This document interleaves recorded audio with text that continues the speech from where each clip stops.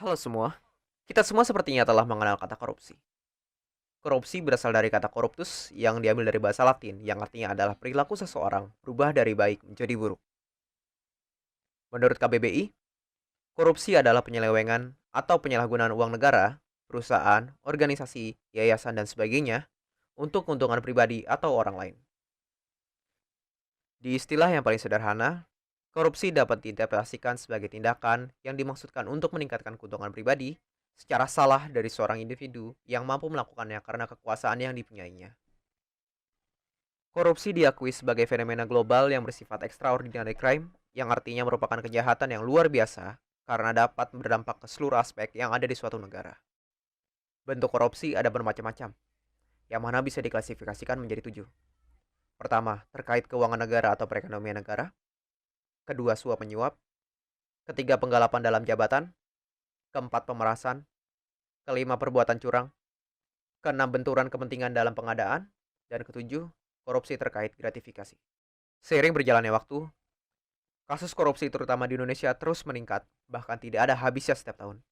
Di tahun 2020 kemarin, Menteri Sosial, Juliari Batubara, dengan ketidakpeduliannya terhadap penderitaan yang dialami segenap rakyat selama pandemi COVID-19 ini, mengkorupsi bantuan sosial yang seharusnya didistribusikan. Contoh tersebut semakin memperpanjang deretan buruk korupsi yang ada di Indonesia, yang sedihnya seakan ternormalisasi. Korupsi merupakan perbuatan yang sangat tidak terpuji.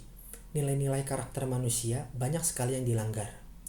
Mengklaim sesuatu yang tidak kita miliki tentunya melanggar nilai kejujuran. Lalu, perilaku melanggar sumpah jabatan dan amanah yang diberikan menunjukkan ketiadaan rasa tanggung jawab dan keterpercayaan. Dalam kasus korupsi bansos yang dilakukan oleh mantan Menteri Sosial, salah satu nilai penting yang dilanggar adalah nilai kemanusiaan. Semua orang tahu bahwa kita semua sedang dalam kondisi sulit karena adanya pandemi COVID. Mengambil bantuan sosial untuk musibah ini membuat banyak rakyat kecil menderita dan menunjukkan bahwa nilai kemanusiaan sangat dilanggar. Sebagai rakyat Indonesia, kita semua telah diajarkan sejak kecil tentang Pancasila. Sila kedua yang berbunyi, kemanusiaan yang adil dan beradab mengandung nilai saling mencintai sesama manusia, bersikap tenggang rasa, tidak semena-mena, menjunjung nilai kemanusiaan, berani membela kebenaran dan keadilan. Kalau dalam satu kalimat yang lebih sederhana, nilai sila kedua adalah kesadaran sikap moral dan tingkah laku manusia yang didasarkan pada potensi hati nurani manusia. Sementara itu, sila kelima berbunyi keadilan sosial bagi seluruh rakyat Indonesia.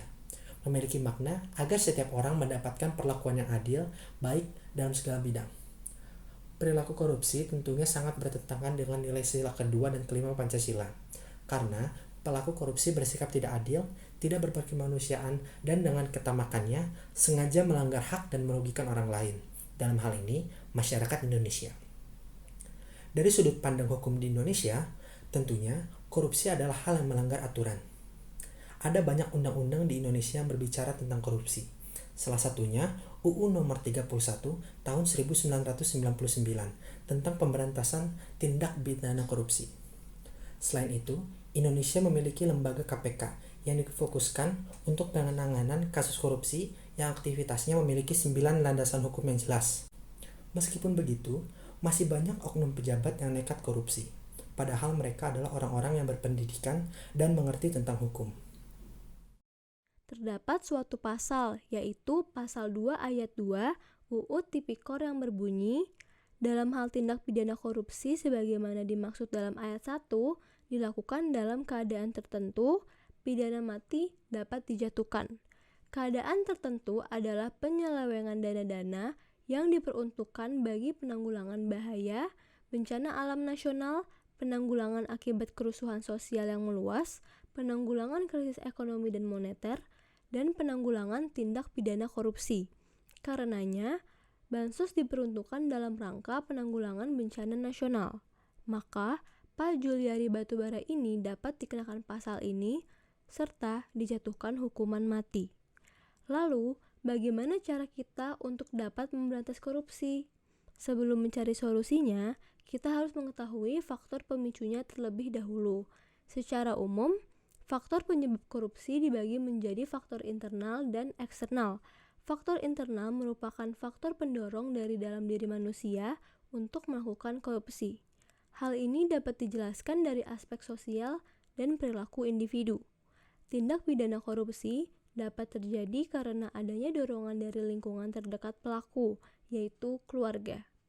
Lingkungan dalam hal ini malah memanfaatkan jabatan pelaku dan tidak memberikan sanksi ataupun hukuman ketika pelaku sedang menyalahgunakan kekuasaannya. Perilaku individu seperti kerakusan manusia, iman dan moral yang tidak kuat, serta gaya hidup yang berlebihan juga menjadi faktor internal yang memicu terjadinya tindak pidana korupsi.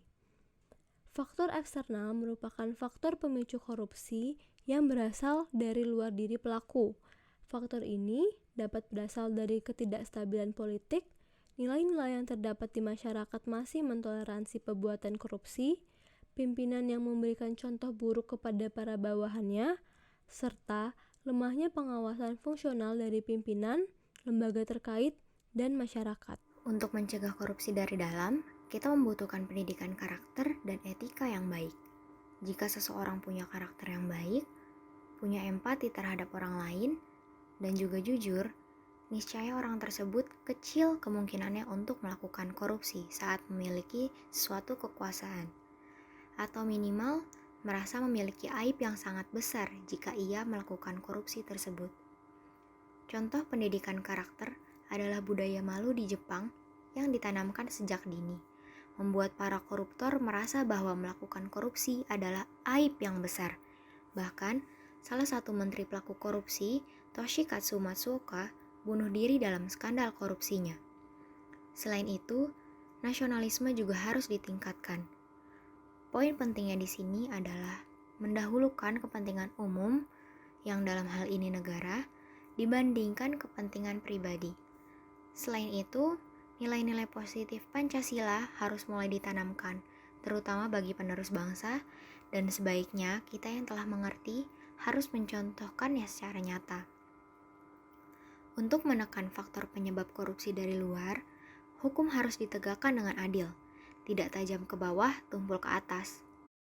Tidak boleh ada keringanan hukuman untuk setiap individu yang bersalah di mata hukum, apalagi dalam kasus korupsi yang nilai kerugiannya hingga miliar atau triliunan. Para penegak hukum di Indonesia perlu mencontoh almarhum Artijo Alkosar untuk memproses kasus korupsi secara tegas dan bahkan tidak segan untuk memberikan hukuman 2 kali lipat kepada para koruptor yang mengajukan kasasi. Masyarakat Indonesia juga perlu lebih sadar akan bahaya korupsi, bersikap lebih kritis, dan menjaga lingkungannya agar para oknum tidak berkesempatan untuk melakukan korupsi. Dengan demikian, tentu perlu kerjasama yang kolaboratif antara pemerintah dengan rakyat untuk memberantas kasus korupsi yang ada di Indonesia. Kesimpulannya, korupsi itu melenceng dari berbagai aspek, mulai dari nilai moral dan etika hingga melanggar hukum. Agar korupsi bisa kita berantas, kita harus menguatkan diri sendiri dahulu agar tidak tergiur, dan lingkungan yang tidak boleh mendukung adanya korupsi, serta juga hukum yang harus tegas terhadap para koruptor.